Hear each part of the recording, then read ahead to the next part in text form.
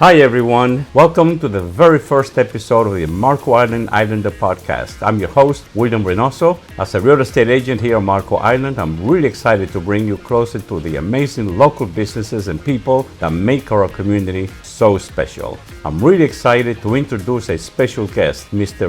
James Runwood. James is the owner of American Concrete and has been doing some incredible work in the industry. We are going to dive into his journey, what American Concrete is all about, and some of the insights he has gathered along the way. So James, thank you for joining us. I have several questions that I would like to ask you to inform the community of the different aspects of concrete work that we're not aware of, right? Since we're not in that type of work. This is going to be very instructional to all of us, and so you are the expert, and I'm glad to have you here with us today. Thank you for having me. You're welcome. Can you tell us a bit about how your business got started and what inspired you to go into the concrete work in Collier County? Yeah, well, I started my business in 1988, and what inspired me the most was my father. He was in the construction business as well, and it was really a dream of mine to always be in the construction business. So when I moved down here, I worked for a guy for a while, and I saw how much work that he was turning down and realized that there's an opportunity for me to start a business, and I did, and I've been going ever since. Well, that's good, and I've known you for many years, and I've seen how hard you have worked to bring your business to where it is today. Yes, sir. Yeah, I mean, you're a very hardworking person and very honest and very dependable. Thank you. That's one thing I could say about you. And with the 37 years in the business, what are some of the biggest changes you have seen in the industry or in the local area? The biggest change that I've seen is people have gone to, I'm just going to give an example. Let's say that I built a house 20 years ago, and then somebody else has come in and bought that house, and they tore that house down, and they've maximized the build on the lot that they have. So the houses today are twice or 3 or 4 times bigger than what they used to be even 20 years ago. And it just amazes me that people are doing that. And the growth in Collier County is just phenomenal. I mean, we're spreading north, south, east, west, just as far as we possibly can with development. Well, the traffic is an example of that, and right now they're putting the bypass on 75 towards 75. Right. On Collier Boulevard towards 75, those overpasses. Yes, sir. That must be because of the higher volume of traffic, right? Yes, sir. It's going to years. keep the traffic moving, supposedly a lot smoother than what it is right now. Yeah. And it's definitely changing the landscape of Collier County, putting those big bridges up in that area. So people knock down the houses. Is that to give it the best use for the land? To maximize the land, Yes. because back 20, 25 years ago, people didn't maximize the house on the property. Right. So now they're bringing it to the max. The houses are a lot bigger for that reason. And they're going up. It's not only a single story, but some of them are 2 and 3 stories. Just so you get more square footage out of the house, Could you walk us through the kinds of projects you typically handle, like footers, house slabs, or pool decks, and what homeowners might need to know about each one of these items? Right. Well, usually the footers and the slabs are contracted with a contractor, because most people that are homeowners, they don't know how to build a house. They need to hire a contractor to do so. So I've worked with several contractors, and we've done that for the homeowner. But usually when a homeowner calls me today, he's having a problem with a driveway, or he wants to add on to a driveway, or he wants to add on to a lanai or a deck in the back of his house, or a sidewalk from the front to the back, or a sidewalk from the back to the dock, whatever they want. So we handle a lot of that with the homeowners. And sometimes you'll have a failing pool deck, driveway, sidewalk, and that's where we'll come in too, and we'll remove the old and replace it with new. And there seems to be a lot of that going on right now too. So. Okay, yeah, that's more economical than tearing it down completely and building a new one, right? Oh, absolutely, Yeah. absolutely. And for someone who's never thought much about concrete work, what are the signs that it's time to replace a driveway or a sidewalk? Well, usually the first sign is you get a crack, and cracks aren't critical, but when the crack, one side of the driveway settles where the crack is more than the other, and you have a tripping hazard, that's when you need to replace your concrete. Ah, okay. Yeah, because if you want to maintain your crack, you can put elastomeric caulk in it to keep water from going down in there, and then you won't have that settlement so much as a driveway. But the problem with that is you have a different color than you would with the concrete. So it's a gray color, but it doesn't match the color of the concrete, so you're going to see it even more. Aesthetically, it doesn't Aesthetically, look good. it doesn't look good, but it does stop it structurally from settling more. Right. So. You mentioned to me in the past that you do a small line concrete pumping and tractor work. Could you explain how these tools help you handle jobs more efficiently or in a way that benefits your clients? Well, it does benefit my clients because it used to, I would hire people to do those things for the company, and our schedules didn't always meet. So with having those two products within the company, it helps to expedite the job a lot quicker. And when we tell a customer that we can get the job done in a certain amount of time, we can do it with that type of equipment being in our business. So concrete pumping is used for like pool decks or anything in the back of the house. And the tractors that we use is used for removing concrete or maybe bringing more dirt in to raise the concrete and then pour new concrete on top of it. So they're very beneficial to keep the schedule of us online with the customer. Are there any particular challenges or specialized projects you love working on the most? I like doing the custom homes. There's a lot of challenges for me in there, and no custom home is the same. Everyone has a different dimension, different angle. Sometimes 2 stories are a lot more complicated, which gives me more of a challenge in building a home out of concrete, which I like. I like a challenge.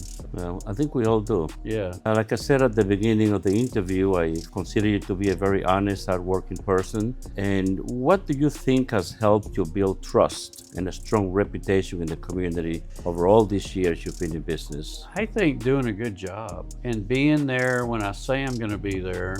Which is hard to find here. Yeah, and sticking with the price that I gave her from the get-go, not changing that up in the middle or at the end or anything. So I think being there when you say you're going to be there and doing a good job and the people recognize a good job has helped me in my business to grow and be strong for 37 years.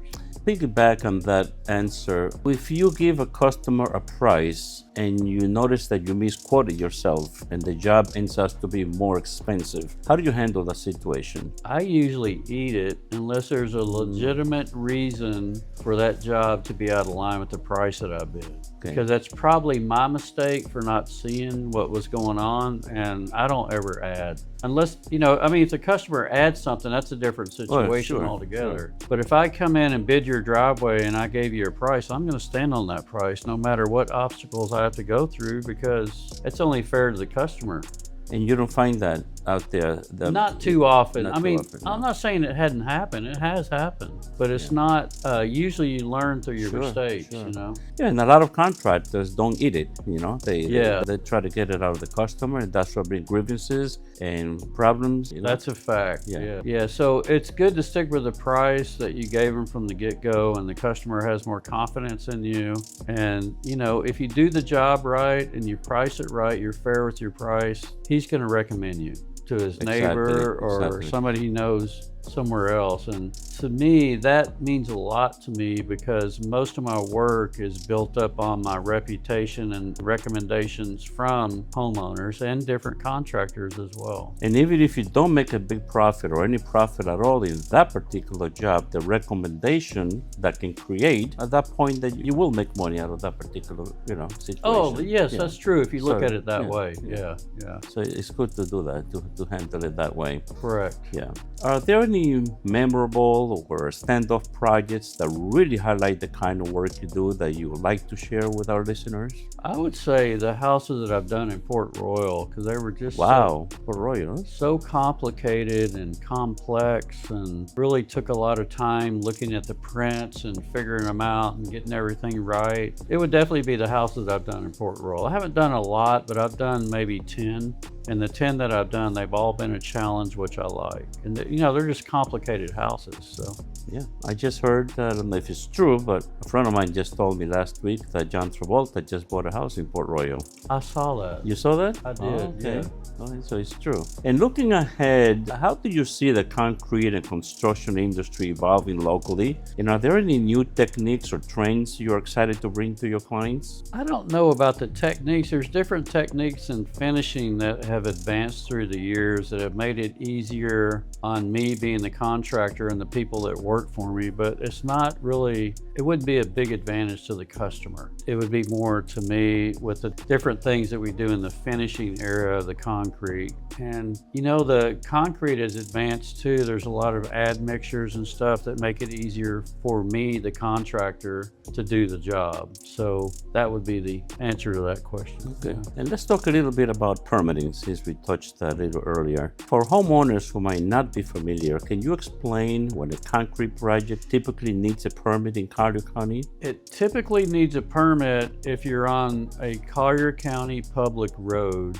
and we're doing work in the right-of-way. Then we have to get a site permit and we have to get a right-of-way permit for a driveway. Now, if we're working on a road that is maintained by the community, you don't have to do that. Oh. And then whenever you do a sidewalk or you're doing something to the back of the house or whatever, it's called a site permit. And then the amount of impervious and pervious on your property would be the amount. Sometimes that limits the amount of concrete that you can do. So the impervious would be the concrete and the pervious would be your grass or your landscaping that doesn't have any hardscape on top. So typically you can't go over the 50% either way.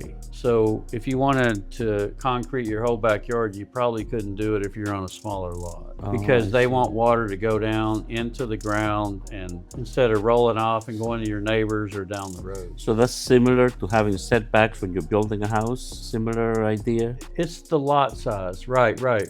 Are there certain jobs like replacing a small sidewalk section that might not need permitting at all? There is, if it's out of the right-of-way. Marco Island has most of their sidewalks that are next to the road or 15 feet from the road are right-of-way. And they all require, don't matter how small or how big it is, it requires a permit. In different areas of Collier County, if you have a section that's just buckled up and you want to replace it, it typically doesn't require a permit because the pervious and impervious is already set. Because the sidewalk was already there and we're just replacing it to match the existing. So we're not changing the pervious or impervious of the area, and typically that doesn't require a permit. Can you define the pervious and impervious terms, since I don't know what it means? Well, the pervious is letting water go through. Okay. And impervious is not letting the water go through, like a hard surface. So they want that to be equal on any lot to control flooding and keep the water level down, you know? I see. Well, that makes sense. Yeah. There's a lot of things that we don't know,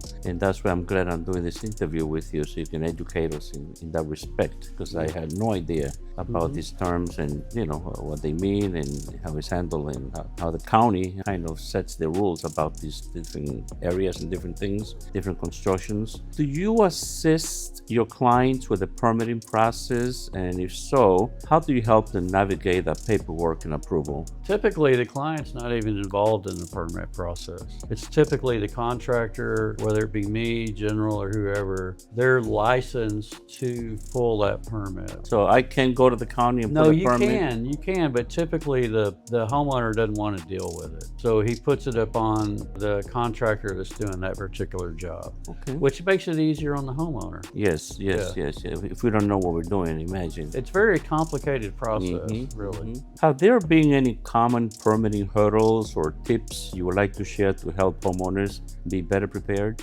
Well, the biggest hurdles that we have is they're very picky with the paperwork that you turn in. All your T's have to be crossed, all your I's have to be dotted, and they can turn me down on one thing on a permit, then the next one I do the same way. They don't do anything about turning me down. So it's really dependent upon the person that is accepting the permit on the opposite end, what they think and their perception of what it should be. I'm seeing a lot of that in the permit process today. And they have a big rollover of people, so a lot of them are inexperienced, and it's easier for them just to say no than just to say yes and get in trouble for saying yes. I see. You gotta be careful. Yeah. You do. Well, it's just a very tricky, and you don't know what you're going to get into on that permit till you get into it, really. Right. Yeah. Let's talk about time frame and expectations. This is, I think, is a very important topic when it comes to permit. How long long does the permitting process usually add to a project timeline? And what should clients expect in terms of waiting for approval? Because I can imagine you giving someone a timeline and then that permitting being not approved in the timeline, the time frame that you would like it to or that you expect it to, because of whether we're in high season and they have too much volume of work. How does that affect your timeline, the different permitting? Does it always comes in the time frame that you expect to?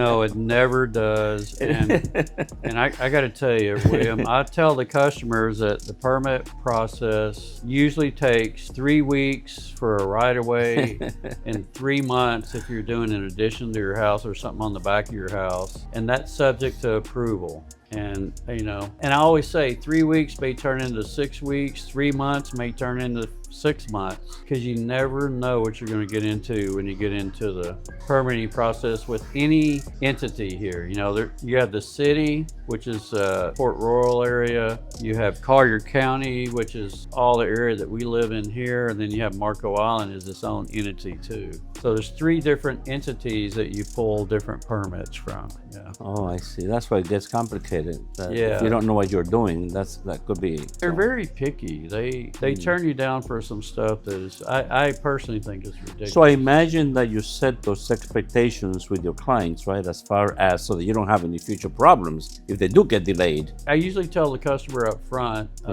what the permit process is like, and it could delay the scheduling of your job. And some people ask, well, are we going to get the job? Are you going to do the job as soon as you get the permit? I go, well, that's a very good question, but I can't promise that, 'cause I may be in the middle of another job that I need to finish up to go do your job. I can't schedule my jobs with when the permits, because I don't know when the permits are coming out. I have no idea. No idea. Yeah. You can't see the process. No, I can't control the time frame that any entity may have on the permit process. And how do you know when it's approved? They send you an email and let you know, and then I let the customer know and let them know that they're on the schedule. As soon as I'm done with this job, I'll start doing your job. So the county doesn't have a website where you can see the progress of the permit? It does. Yeah.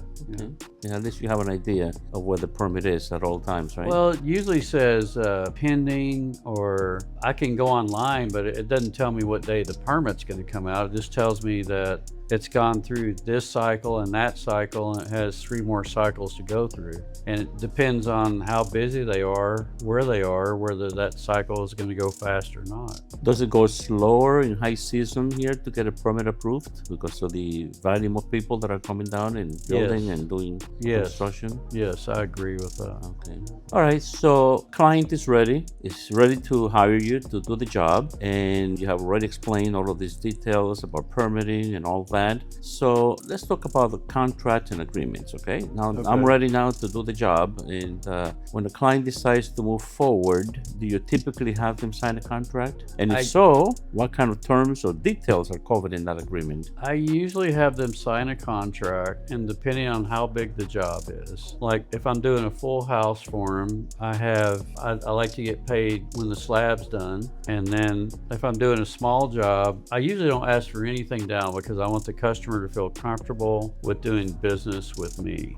And when you ask for money down, a lot of people don't feel comfortable. So if the client, I feel, feels comfortable with me and what I'm doing by not doing that, I personally think that that's a step in the right direction for me. Okay, that was my next question. Whether or not how do you handle the terms and the payments? If you're asking for a down payment, or if you settle at the end of the job, that was going to be. I usually settle at the end of the job unless it's a real big job and I need draws in between. Yeah. And nobody can expect me to carry the whole job till it's done when it's a big job, So we get draws depending on the size of the job, really. Right. Yeah.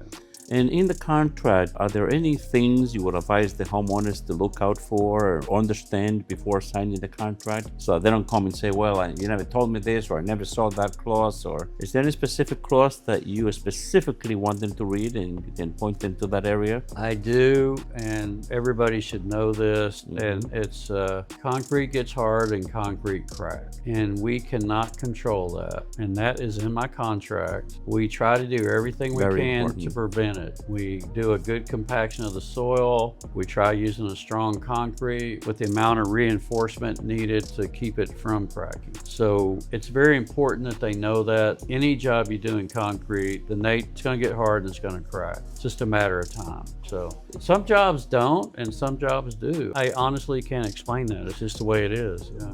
I guess it can go both ways because up north, the roads crack because of the extreme cold. Correct. Right? And so it can go both ways, right? Too cold or too hot, right? Right. It could crack either way. That's a fact. Yeah. Interesting. Yeah.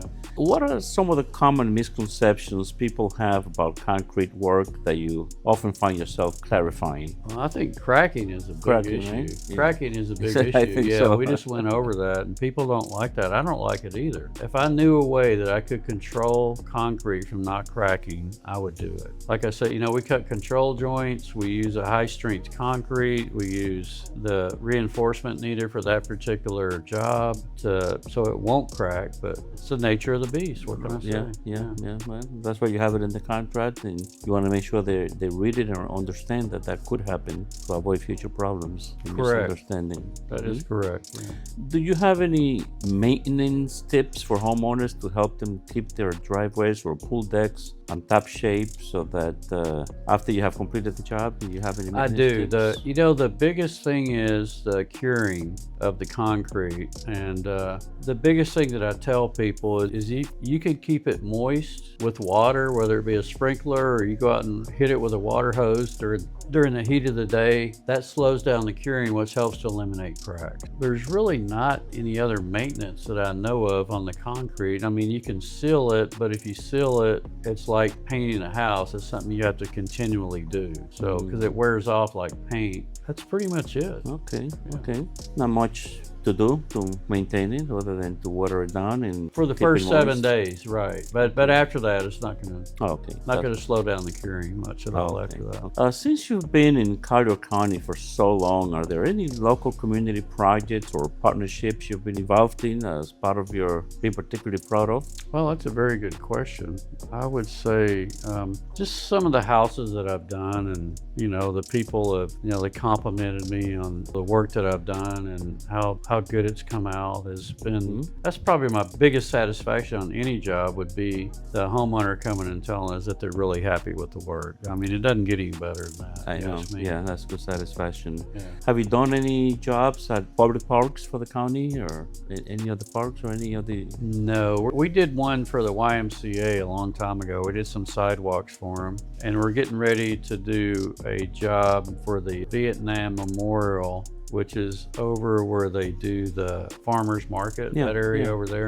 And we're going to be doing some slabs for benches, and we're going to do a big slab for some big bronze statues that are going to be delivered and set on top. But that's really about the only thing. Yeah. You did mention to me the other day that you did build those office spaces at the parking lots there by Swallow at the Port Beach entrance. What are those? Those were guard homes. Guard homes. What are they used for? Well, they used to use them they used to have somebody in there manning them. And they'd let people in and out in the parking lot. You'd have to pay them before you went in. But that's been eliminated. It's all done through the kiosks in the parking lot now. Okay. No wonder I never see anyone there. Yeah. So technology took over that. It did for sure. This is a good question I want to ask you. If someone is thinking of selling their home, before they put it on the market, I always advise them to make repairs on all the defective items, simply because it's going to show up and come up anyway in the inspections. So might as well take care of it before you even put it on the market. And in the case of concrete, if they have a concrete driveway, patio, or pool deck, and they have cracks in these areas, is there a way to determine what makes a crack defective versus cosmetic? Because under the terms of our contract here in Collier County, a seller is responsible to repair all the defective items, and they're not responsible to repair cosmetic items. Is there a measurement to determine whether a crack in the concrete is defective in comparison to cosmetic? Like, for example, in my case, when I see a crack, the way that me personally might determine that it's defective is like, I'll say to myself, if I trip over and I fall, well, automatically that's a defective driveway. But besides that, is there any other measurement, like by inches or anything that you gauge, any other way you can gauge what, Well, they say any settlement over a quarter of an inch is is a trip hazard. Okay, there you go. Well, and when you have a trip hazard, that section of concrete, it doesn't mean you got to replace the whole driveway or pool deck. You can just replace a small section that's causing that problem, and then the defect is gone. So okay. Well, that's what I was looking for, to see if there was a measurement sort of type of situation. Anything over a quarter of an inch within settlement is a tripping hazard. Now, you see hairline cracks in concrete all the time. As long as you don't have settlement on one side or the other of the concrete, it's fine. Okay, yeah. well, it's just some cosmetic. Okay, that's good to know. Good to know. Well, James, first off, I just want to thank you for accepting our invitation and giving us such a great look into the concrete world and all the work you do. It's been really insightful, and I know that our listeners are going to appreciate it as well. And before we wrap up, if any of our listeners want to reach out to you or learn more about your business and services, what is the best way for them to get in touch with you? It'd be through the phone, which is 572-2921. That's the best way, or I have a website. You can go on there and get my email, which is American Concrete of Naples is my website. You can go on there and ask me questions, or you can ask for a bid or whatever through that as well. But most of my service is done through my telephone. And your email is, just in case? So some people just love to email. It's AmericanConcrete1988@gmail.com. Okay. James, thanks so much for sharing all of these insights and for giving us the behind-the-scene look at the amazing work you do. It is clear how much you care about the community and the neighborhood that you serve to help improve it. And I really appreciate you taking the time to be here with us today and be our guest on the Marco Island Insider podcast. And to everyone listening, thank you for taking the time and for joining us. Don't forget to subscribe so you don't miss any future episodes that would be bringing to you. Thank you very much for your time, and we'll catch you next time. And once again, I'm William Reynoso with Keller Williams Realty on Marco Island. If you have any real estate questions or want to connect, feel free to reach out to me.